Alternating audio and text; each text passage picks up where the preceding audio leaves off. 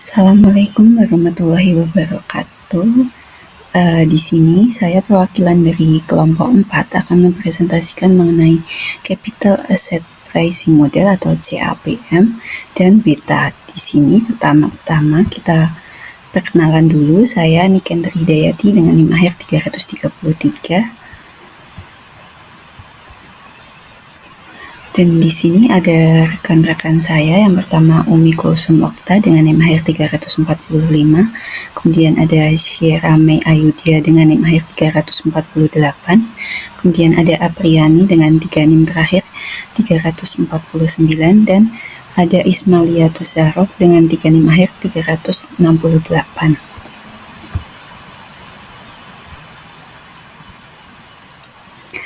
Memasuki materi pertama, di sini ada pengertian dari CAPM.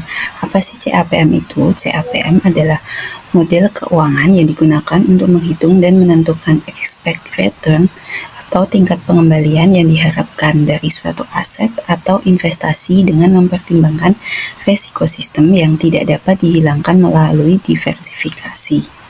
Nah, model ini dikembangkan oleh William Sharpe, John Lander, dan John Mosin pada tahun 1960-an dan sangat penting dalam analisis portofolio serta penentuan harga aset di pasar modal. Model ini menghubungkan resiko suatu aset dengan return yang diharapkan melalui satu parameter utama, yaitu beta.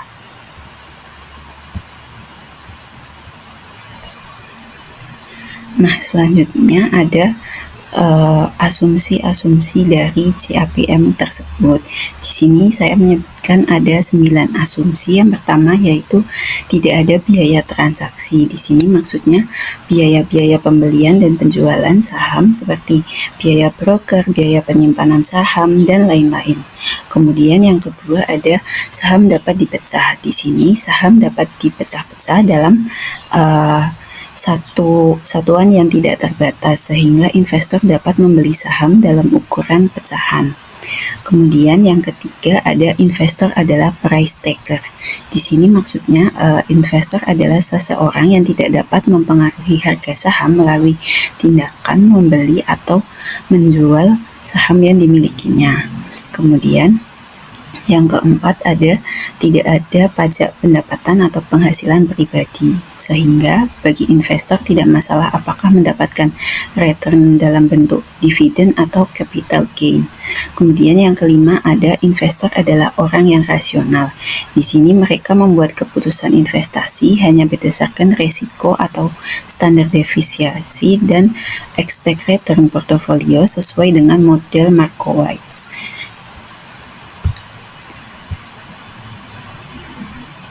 Kemudian untuk asumsi yang keenam ada short sell dibolehkan dan tidak terbatas. Di sini berarti semua investor dapat menjual saham yang tidak dimilikinya atau short sell sebanyak yang diinginkannya.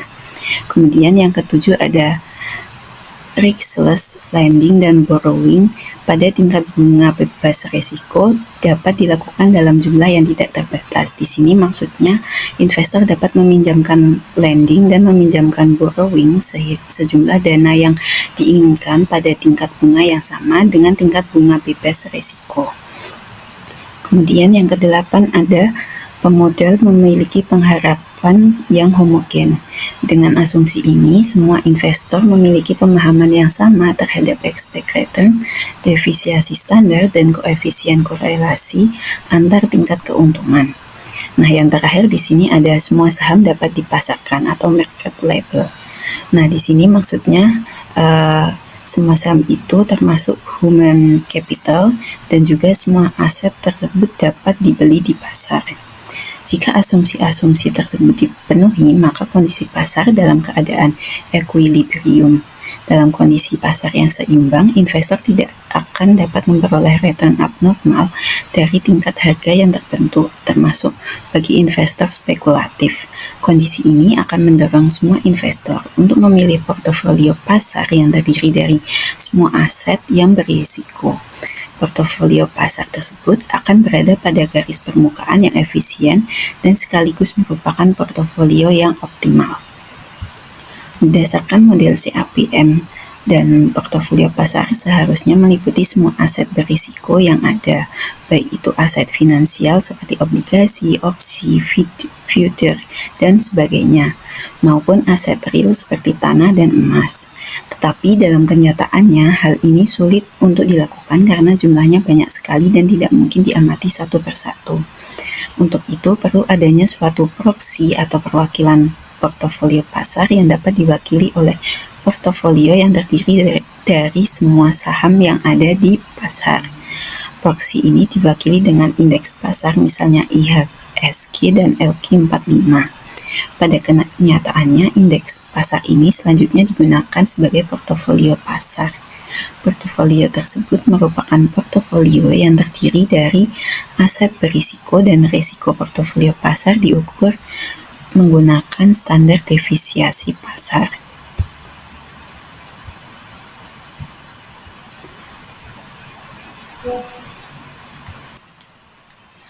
Nah, selanjutnya di sini ada rumus dari CAPM.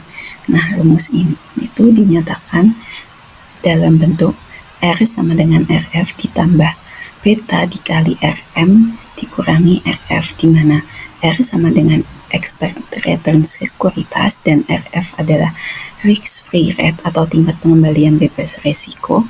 Kemudian beta adalah ukuran resiko sistematis sekuritas, RM adalah expected return pasar atau tingkat pengembalian pasar. Kemudian yang terakhir RM dikurangi RF adalah risk premium.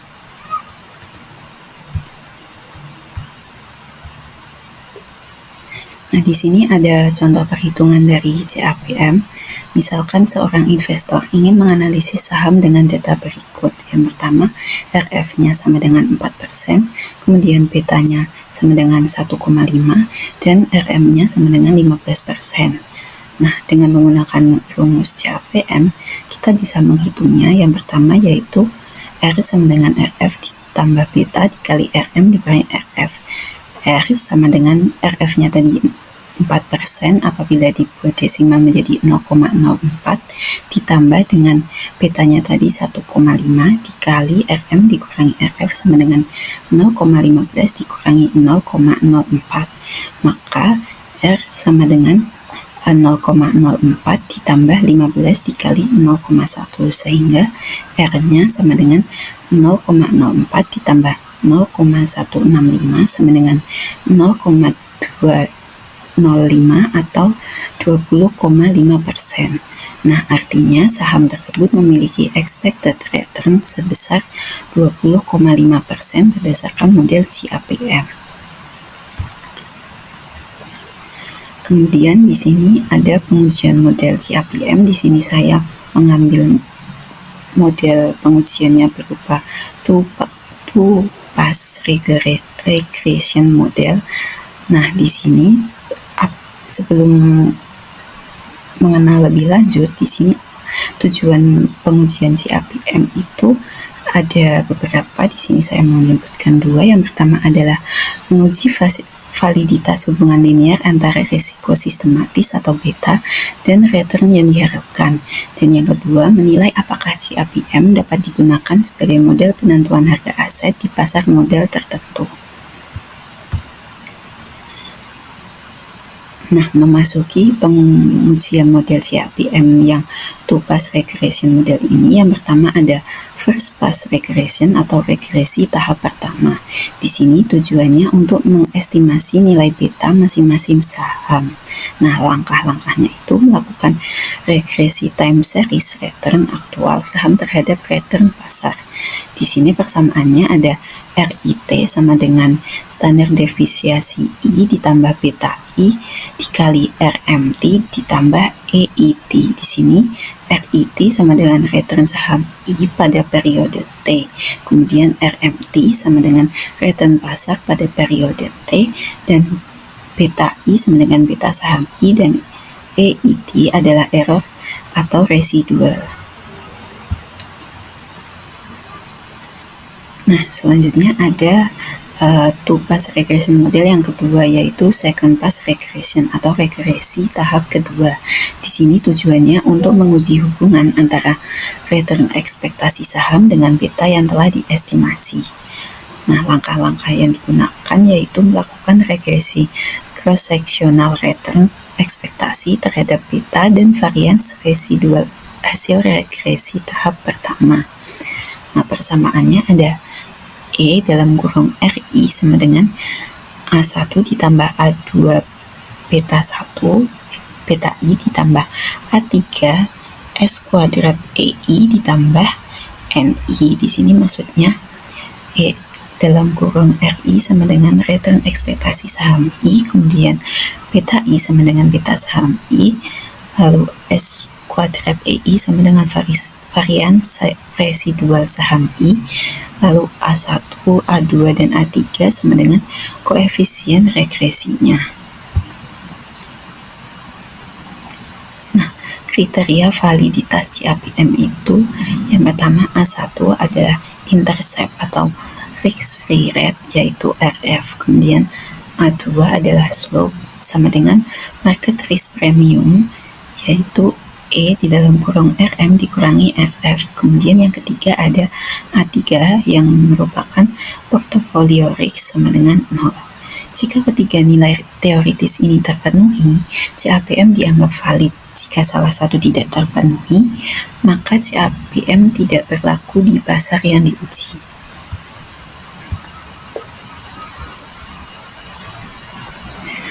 Nah, selanjutnya ada langkah-langkah praktis pengujian CAPM.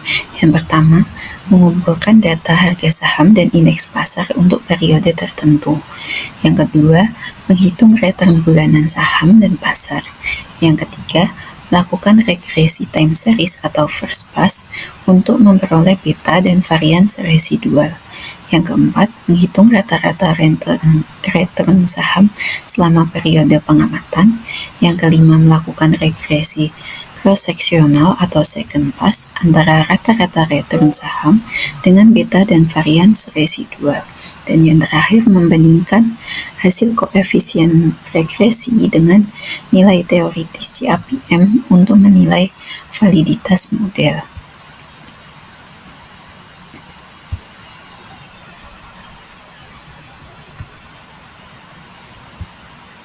Nah, selanjutnya di sini ada perbedaan CAPM dan APT. Nah, di sini kita lihat dari berbagai aspek. Yang pertama faktornya, yang kedua beta, yang ketiga asumsi, yang keempat kompleksitas, dan yang terakhir implementasinya. Nah, di sini CAPM mempunyai satu faktor saja, yaitu hanya risiko pasar beta. Tetapi di APT ada banyak faktor, yaitu bisa terdiri dari beberapa faktor ekonomi, misalnya inflasi, suku bunga, GDP, dan lain-lain. Kemudian dari aspek betanya, di sini CAPM hanya mempunyai satu, sedangkan APT ini mempunyai banyak beta.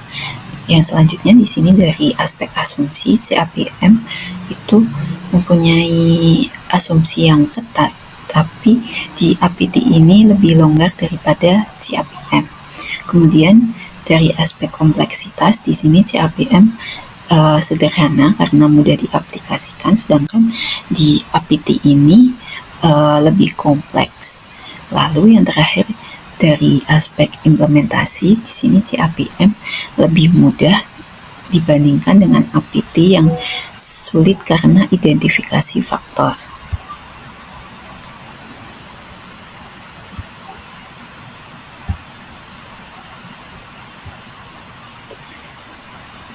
Selanjutnya ada kelebihan dan keterbatasan CAPM. Di sini kita bahas dulu kelebihannya. Di sini kelebihannya dari CAPM adalah model sederhana yang mudah digunakan dalam analisis investasi.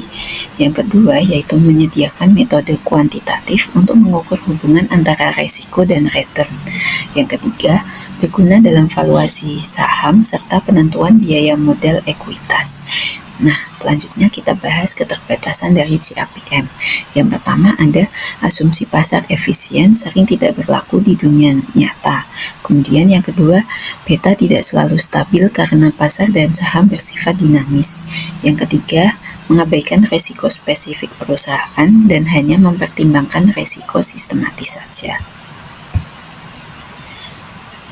Selanjutnya kita masuk materi yang kedua, yaitu beta. Nah, di sini kita kenalan dulu dengan beta. Apa sih beta itu? Beta merupakan suatu pengukuran volatilitas return suatu sekuritas atau return portofolio terhadap return pasar. Nah, beta sekuritas mengukur volatilitas return sekuritas dengan return pasar. Beta portofolio mengukur volatilitas return portofolio dengan return pasar.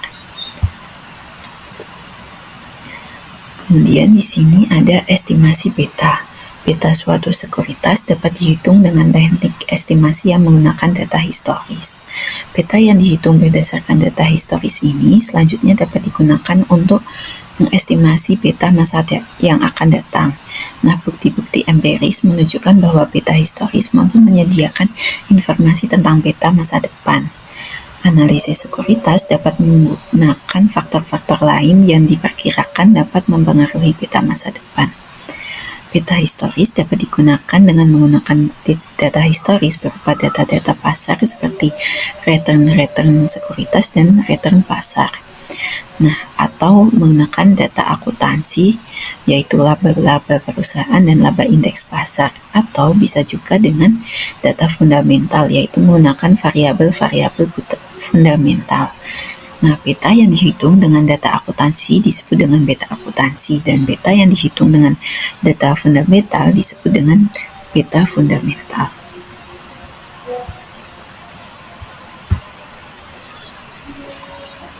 Selanjutnya memasuki ke materi jenis-jenis beta. Di sini ada 5 jenis-jenis beta. Yang pertama ada beta sama dengan 1. Di sini maksudnya resiko saham sama dengan resiko pasar.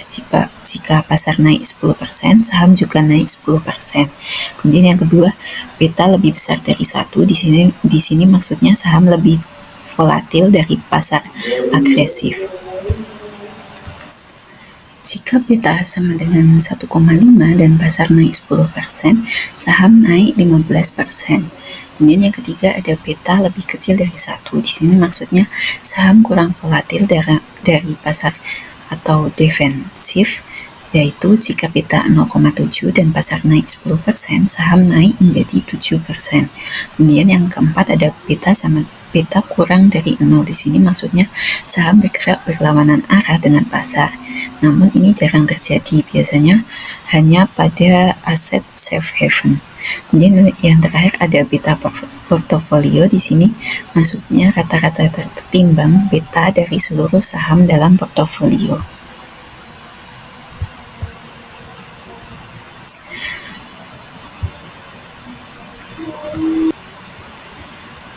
Kemudian di sini ada jenis-jenis beta untuk pasar model berkembang. Nah, di sini pasar modal berkembang. Nah, di sini pasar modal berkembang memiliki karakteristik khusus, yaitu volatilitas tinggi, likuiditas rendah, dan sering terjadi perdagangan tidak sinkron.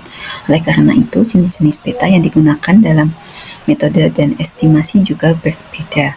Di sini yang pertama ada raw beta atau beta mentah. Nah, di sini maksudnya beta hasil regresi standar tanpa penyesuaian apapun, sering kali mengandung bias di pasar berkembang akibat perdagangan tidak sinkron.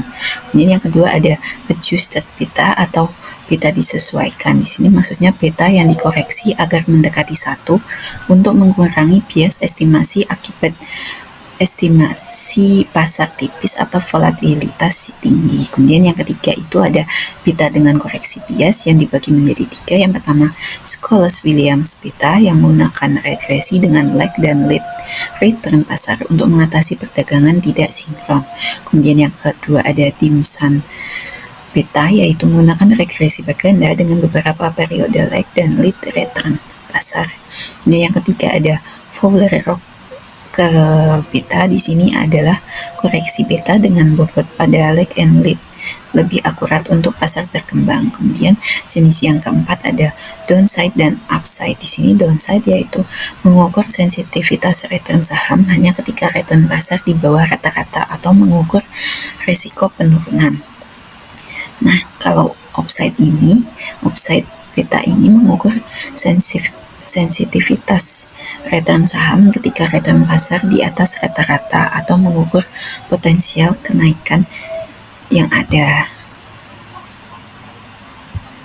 Nah, selanjutnya di sini ada karakteristik di estimasi beta di pasar berkembang. Yang pertama, bias akibatin market. Di sini beta cenderung bias jika tidak dikoreksi karena perdagangan tidak sinkron. Kemudian yang kedua, beta cenderung menuju 1. Dari waktu ke waktu, beta saham di pasar berkembang cenderung bergerak ke arah nilai 1 atau beta pasar. Nah, di sini sehingga perlu penyesuaian atau adjustment. Kemudian yang ketiga ada stabilitas beta. Beta portofolio lebih stabil dibandingkan beta saham individual, dan estimasi beta yang stabil penting untuk validitas pengambilan keputusan investasi. Nah, sekian dari saya perwakilan dari kelompok 4. Apabila ada kurang lebihnya mohon dimaafkan, dan terima kasih sudah menyimak video ini. Assalamualaikum warahmatullahi wabarakatuh.